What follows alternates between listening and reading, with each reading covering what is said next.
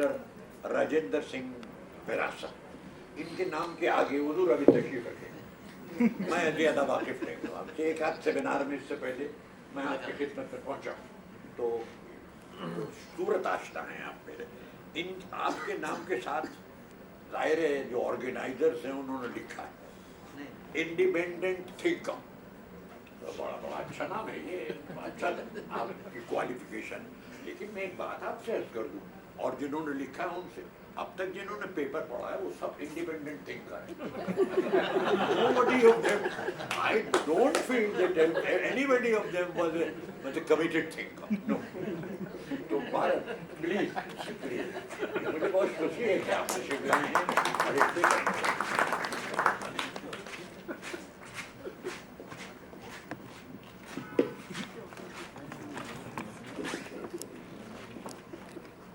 Thank you ji. Doctor साहब मैं आपको बता देता हूँ, हम एक ऑर्गेनाइजेशन चलाते हैं विरासत सिखिज्म ट्रस्ट, तो मैं उसका चेयरमैन हूँ। तो लोग मेरे नाम के साथ विरासत लगा के तो विरासत जो है, हाँ जी, ये पर्शियन वर्ड है। और आज मैं जो टॉपिक पे बात करने आया हूँ, टॉपिक भी मेरा कुछ ऐसा ही है कि जैसे डॉक्टर साहब ने भी बात कही कि हमने जो फोकस्ड है वो फोकस इसी पे करना है कि कंट्रीब्यूशन क्या है इंडियन सिविलाइजेशन का पर्शियन सिविलाइजेशन का। तो उसी के मतलब मैं आपको शेयर करूंगा कि गुरु नानक की होंद के आमद की बात कैसे जो सिखों का कंट्रीब्यूशन रहा है पर्शियन सिविलाइजेशन में, जो उन्होंने कंट्रीब्यूशन जितना भी किया है और जो एक ब्रिज का गैप बनाया है, जो एक ब्रिज पैदा किया है इंडियन और पर्शियन सभ्यता के बीच में, मैं उसी के ऊपर मेरा सारा पेपर है। प्लीज मैं बड़ा ही ममनून हूँ प्रोफेसर राजेंद्र कुमार जी का और डॉक्टर अली अकबर शाह जी का कि जिन्होंने मेरे जैसे ट्रस्ट वाले को पढ़ने के दिया। इनके बड़े इतने आलम फाजिल जो लोग बैठे हुए हैं इनके बीच में मेरे जैसे आदमी को मौका दिया, मैं इनका बहुत ही ममनून हूँ, तहे दिले ममनून हूँ। इंडिया के जो है इंडियन जो सिविलाइजेशन है और पर्शियन सिविलाइजेशन, इनका एशियन टाइम से जो है इनका जुड़ाव है। ये जुड़ाव को तो एशियन टाइम से चल रहा है और ये तो कभी ना ख़त्म होने वाला जुड़ाव है जो कि कभी भी ख़त्म नहीं हो सकता। गुरु नानक साहब 15वीं शताब्दी में पैदा हुए। उनके आने की, उनकी आमद के बाद जो 16वीं शताब्दी में गुरु नानक साहब ने 4 उदासियाँ की, पर्टिकुलर जो ट्रेवल्स हैं उनको हम उदासी बोलते हैं, उन्होंने 4 ट्रेवल्स की। जो उनकी 4 ट्रेवल्स है वो पूरी साउथ एशिया में उन्होंने कवर किया ऑलमोस्ट। तो जब जो सारा वर्ल्ड जब बाउंड्री लेस था, पहले तो बाउंड्री नहीं थी, बाउंड्री लेस था, लोग रूल के लिए जाते थे, ट्रेड के लिए जाते थे, पर गुरु नानक ने पीस का मैसेज दिया। जो हमारे यहाँ की सभ्यता, हिंदुस्तानी सभ्यता का जो पीस का मैसेज है, उस मैसेज को उन्होंने, जो आज की लगभग 9 कंट्रियाँ हैं जिनमें Iran, Iraq, Saudi Arabia, Pakistan, Tibet, China में जो है चाइना, बांग्लादेश, श्रीलंका, बर्मा, इन सब कंट्रीज़ में जाके गुरु नानक साहब ने गए। जो उनके ट्रेवल्स है, उन ट्रेवल्स का जो इम्पैक्ट है वो हमारे लिटरेचर्स में भी आया, हमारे साहित्य में भी आया, और वहाँ गुरु नानक साहब इंडियन सभ्यता को जाकर देख के भी आए। क्योंकि डायलॉग, मैडम बात करी थी, डायलॉग जो है डायलॉग है, हम जो हैं सिख हैं डायलॉग में ज़्यादा बिलीव करते हैं, कुछ कहना और कुछ सुनना। तो इस तरह जो कल्चर में जो हमारा योगदान रहा, जो साउथ एशिया में जो योगदान रहा, उसमें जो है ईरान में भी सिखों का उसमें एक योगदान रहा। आप ये देखें, इतनी बड़ी बात है कि गुरु नानक का जो को ट्रैवलर था भाई मर्दाना जी, ही वॉज अ मुस्लिम, रबाबी थे, उन्होंने भी खुर्रम शहर में अपनी उनका जो इंतकाल हुआ, खुर्रम शहर में उनका इंतकाल हुआ, उनकी ख्वाबगाह भी आज खुर्रम शहर में है, जो कि हमारे सिख फेथ की किताबों में आता है। जन्म साखी एक जो लिटरेचर है हमारा, उसमें कई जगह इन सब चीज़ों का जिक्र है। तो इन चीज़ों के ऊपर और भी काफ़ी काम होने वाला है। और पर्टिकुलर जो पंजाब है उस समय ईरान के साथ बॉर्डर शेयर कर रहा था इंडियन साइड से, तो इसलिए लोगों का वहाँ आना जाना गुरु नानक साहब की वजह से आना जाना बढ़ा। जब गुरु नानक साहब मक्का से वापस आ रहे थे, मक्का की तरफ से जब वापस आए तो खुर्रम में उन्होंने उस समय जो हमारी जो बीसी है विक्रमी संवत 13 मगर जो हम कहते हैं पंजाबी में 13 मगर 1581 में लगभग आप देखिए 1524 के करीब भाई मर्दाना जी ने वहाँ पर उनका इंतकाल हुआ है। उसके बाद क्या हुआ कि गुरु नानक साहब के जब आमद के बाद जो 16वीं 17वीं शताब्दी के जो सिख जो बिजनेस कम्युनिटी थी वो बड़ी सिख धर्म के साथ जुड़ी, वो सिख धर्म के साथ बहुत जुड़ने लगी, जुड़ गई गुरु नानक साहब के साथ, जो उनके डायलेक्ट्स और मतलब उनकी विचारधारा से जुड़े। और एक हिंदू और मुस्लिम कम्युनिटी वो भी पर्टिकुलरली गुरु नानक साहब की पैरोकार रही, जो कि आज तक पैरोकार है और गुरु नानक साहब को रिस्पेक्ट देती है। तो वो जो एक ब्रिज बना, जो गैप बना, वो जो कल्चर एक्सचेंज का वो बना, क्योंकि हमारे यहाँ पर्शियन जो है डॉक्यूमेंट बड़े सारे पर्शियन में हैं।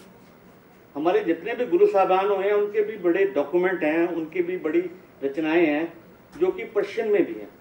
और जिनमें से एक जफरनामा शायद आप सबने सुना होगा, एक बेहतरीन हमारे जो 10वें गुरु साहबान हैं गुरु गोविंद सिंह जी, उनकी एक बेहतरीन रचना है जफरनामा, जो कि बहुत ही हमारे यहाँ पढ़ी जाती है और विचारी जाती है। और ये और जब यहाँ हम पर्शियन स्कॉलर्स की बात करते हैं तो हमारी इंडिया में से सब जगह हो जाता है, लेकिन हमारे फेथ में एक भाई नंदलाल जी हुए हैं जो पहले हिंदू वो थे, पर्शियन बहुत बड़े स्कॉलर हुए हैं हमारे पंजाब प्रोविंस। भाई गुरदास जी बड़े अच्छे हमारे पर्शियन स्कॉलर हुए हैं, जो कहीं ना कहीं हमने हमारे फेथ के लोगों तक ही रह गए।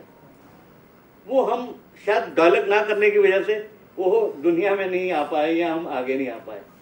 तो खैर बहरहाल इसके अलावा मैं जो बात करना चाहूँगा कि सबसे ज़्यादा क्या हुआ कि जब 16वीं और 18वीं शताब्दी में हमारे यहाँ से एक्सचेंज बड़ा होता था, बसरा से मोती आप देखिए यहाँ आया, ईरान से तलवारें बड़ी आती रही, और यहाँ से हमारा हैंडीक्राफ्ट जो इंडिया का हैंडीक्राफ्ट है वो पर्टिकुलरली जो बिजनेसमैन थे, ये सिख बिजनेसमैन जो पंजाब प्रोविंस के थे, क्योंकि ये पर्शियन से थोड़े से मतलब लैंग्वेज में वो साउंड थे, इसी वजह से ये ट्रेड को ये सक्सेसफुल बनाया है इन्होंने।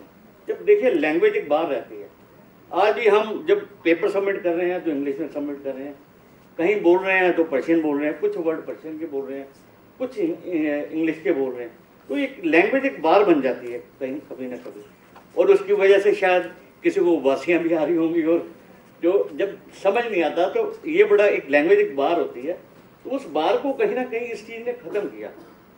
तो एक रिलीजन का गैप ख़त्म किया गुरु नानक साहब ने। और पर्टिकुलर जो हमारे यहाँ हमारे फेथ में एक सबसे बड़ी एक आपको गुरु नानक साहब के वो रहेगी कि सिख तो उनको फॉलो करते ही करते हैं, हिंदू और मुस्लिम भी उनको फॉलो करते हैं, और हमारे यहाँ फोर्सली कन्वर्जन पे बिलीव नहीं किया जाता, और हर फेथ को एक रिस्पेक्ट दी जाती है। तो उस रिस्पेक्ट का बड़ा असर रहा कि उस इम्पैक्ट जो है हमारा दोबारा से ईरान के साथ जुड़ाव जो बढ़ा, व्यापार बढ़ा, और पर्टिकुलरली उसमें बड़ा रोल रहा। उसके बाद जब सिख गुरु साहिबान के बाद जब और भी आप ये देखिए कि हमारे यहाँ से होली दिवाली के जो कल्चर है, ये जो हमारे पंजाब से जो लोग ईरान में माइग्रेट हुए या बिजनेस के लिए भी जाते हैं, तो वो होली दिवाली का जो कल्चर है उसको उस समय में उन्होंने लोगों को वहाँ पर जाकर बताया। तो ये जो चीज़ें जो इंडियन फेस्टिवल है वहाँ पॉपुलर करने में वो बहुत हाथ रहा। इवन कि जब 18वीं और 19वीं शताब्दी में सिख एम्पायर एस्टेब्लिश हुआ, सिखों ने एम्पायर लिया, पंजाब प्रोविंस में एम्पायर उन्होंने अपना खड़ा किया, तो जो उस समय का सरकारी खालसा महाराजा रणजीत सिंह है, उन्होंने गुरमुखी को धार्मिक लैंग्वेज रखा और पर्शियन को उन्होंने अपनी राजसी भाषा में लिया। तो पर्शियन कायदे को भी प्रमोट किया, जो कायदा नूर, जो आज के टॉपिक से थोड़ा सा हट के है, मैं सिर्फ आपको थोड़ा सा इसमें लेके जाना चाह रहा हूँ।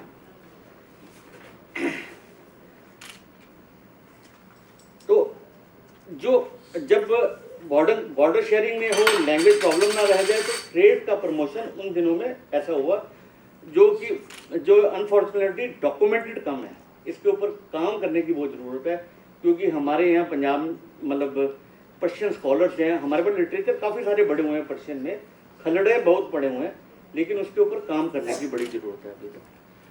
फिर उसके बाद जब 20वीं शताब्दी आई, तो 20वीं शताब्दी में मेरे को भी पर्शियन से जुड़ने का या तो सौभाग्य रहा कि मेरे ग्रैंडफादर जो है 3 साल काबुल में रहे और 1 साल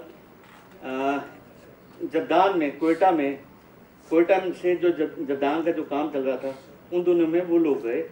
तो पर्टिकुलर हमारे यहाँ से जब 19th सेंचुरी में यहाँ से माइग्रेशन जब शुरू हुआ, जब फर्स्ट वर्ल्ड वॉर आई, तो जर्मन और ऑटोमन जो एम्पायर है उनके साथ थोड़ा सा वो करने के लिए ब्रिटिश ने कोयटा से जो है रेल लाइन ईरान की तरफ की, कोयटा उस समय पंजाब प्रोविंस में आता था, तो उसको इन्होंने उधर की, जो उस वहाँ का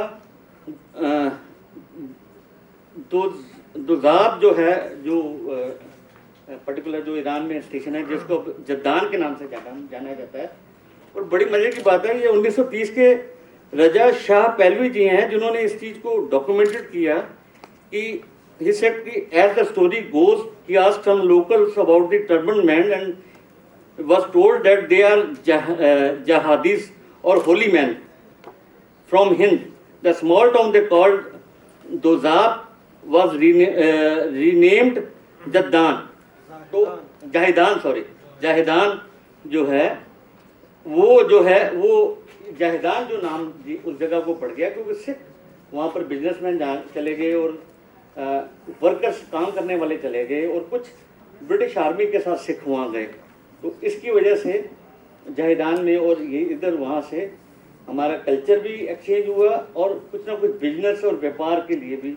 जब वर्ल्ड वॉर ख़त्म हो गई तो उस समय जो वो सिख थे उन्होंने फ्रूट का बिजनेस और ये जो ट्रांसपोर्ट का बिजनेस वो संभाला और वो उन्होंने वहाँ पर इंपोर्ट का काम उस समय ईरान के साथ वो किया।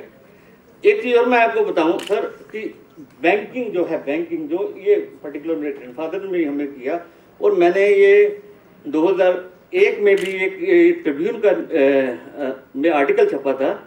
जो बैंकिंग है, बैंकिंग को भी ईरान में जो बहुत ज़्यादा प्रमोट किया वो सिखों ने प्रमोट किया, बिकॉज मुस्लिम कल्चर में ब्याज को कंसिडर नहीं किया जाता था। तो जो न्यू बैंकिंग सिस्टम आया तो कहीं ना कहीं हिट है। ब्याज हमारे यहाँ भी हराम माना जाता है, मैं आपको बताता हूँ, ब्याज हमारे यहाँ भी हराम माना जाता है, लेकिन एक बिजनेस का जो लेने का ट्रेंड है या बिजनेस को कैलकुलेट करने का ब्याज होता है उसको हराम नहीं कहा जाता।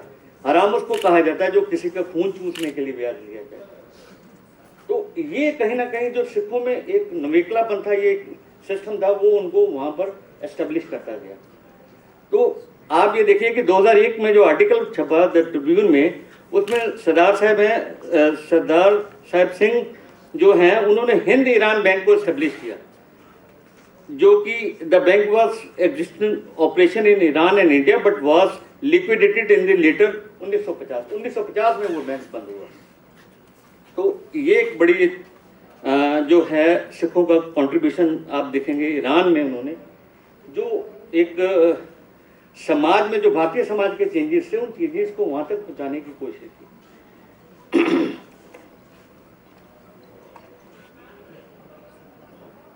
तो आप ये देखिए कि जो पर्टिकुलर हमारे खासकर पर्टिकुलर जो हमारा ये रावलपिंडी का इलाका है, जो जिसको हम फ्रंटियर के इलाके के साथ जुड़ के वहाँ से माइग्रेशन बहुत हुआ उन दिनों में। 1920 में 1930 में बहुत सारे जो ट्रेड और उसकी वजह से बड़ा माइग्रेशन हुआ और लोग वहाँ जाकर रहने लग गए। तो सिख एक ऐसी कम्युनिटी थी जिनको वहाँ स्पेस मिली।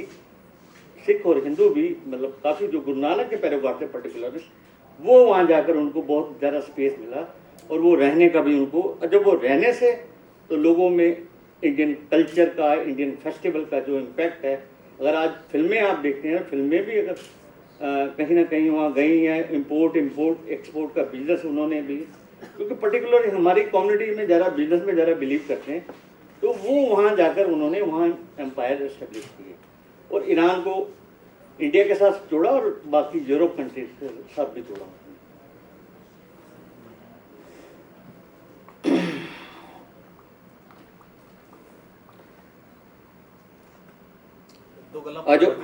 नहीं सॉरी, मैं थोड़ा जा मैं एक्चुअली कोशिश कर रहा कि मैं मदर टंग से ज़्यादा बोला, क्योंकि मैनू उन्हें जो डॉक्टर साहब ने बोलिया सी, मैनू गल बड़ी अच्छी लगी कि अगर असी हम लोग अपनी लैंग्वेज को भूलते जाएंगे और हम वेस्टर्न लैंग्वेज में ही हम अगर आपस में गुफ्तगू करेंगे तो हमारे लिए थोड़ी सी कोशिशें हमें करनी चाहिए कि लैंग्वेज कोई भी बुरी नहीं है, वेस्टर्न लैंग्वेज भी बुरी नहीं है, लेकिन कम से कम गुफ्तगू करें, अपने लोगों के साथ गुफ्तगू करें, तो कम से कम कोशिश तो करें थोड़े से वर्ड इस्तेमाल करने की।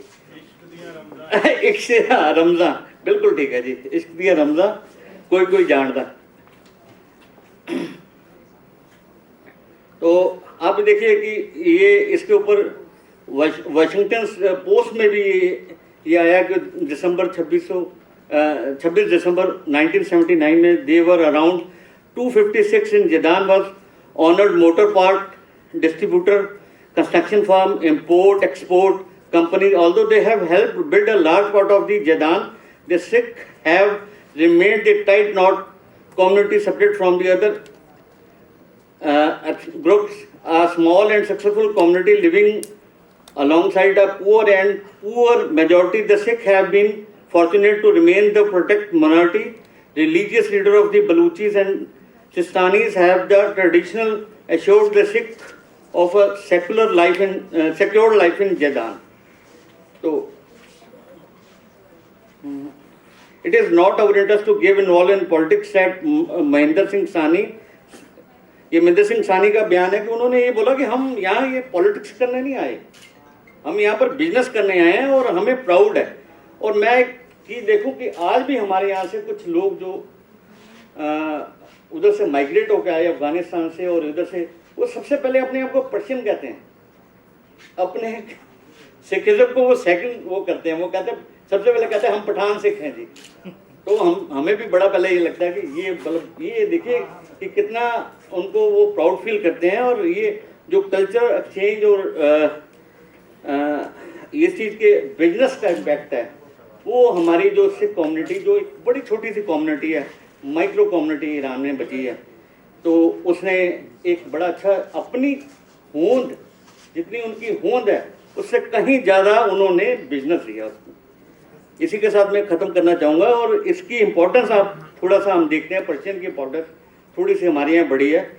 इसका जो सबसे ज़्यादा बढ़ने का वो आप देखेंगे कि 2019 में हमारी स्टेट गवर्नमेंट जो पंजाब की, उसने वहाँ पर गुरु नानक सिख चेयर इस्टेब्लिश करने की बात की है, जो कि वहाँ पर जो तेहरान में जो स्कूल चलता है, जो इस समय तेहरान में केंद्रीय विद्यालय है तेहरान का माना जाता है, उसमें उन्होंने गुरु नानक साहब के ऊपर चेयर भी इस्टेब्लिश करने की मतलब वो कर रहे हैं, एफर्ट्स कर रहे हैं। इसी के साथ मैं जो थोड़ा सा कंट्रीब्यूशन है हमारी कम्युनिटी का ईरान में ये पर्शियन सिविलाइजेशन में जो कंट्रीब्यूशन है उसी के ऊपर डिटेल्ड है। Thank you.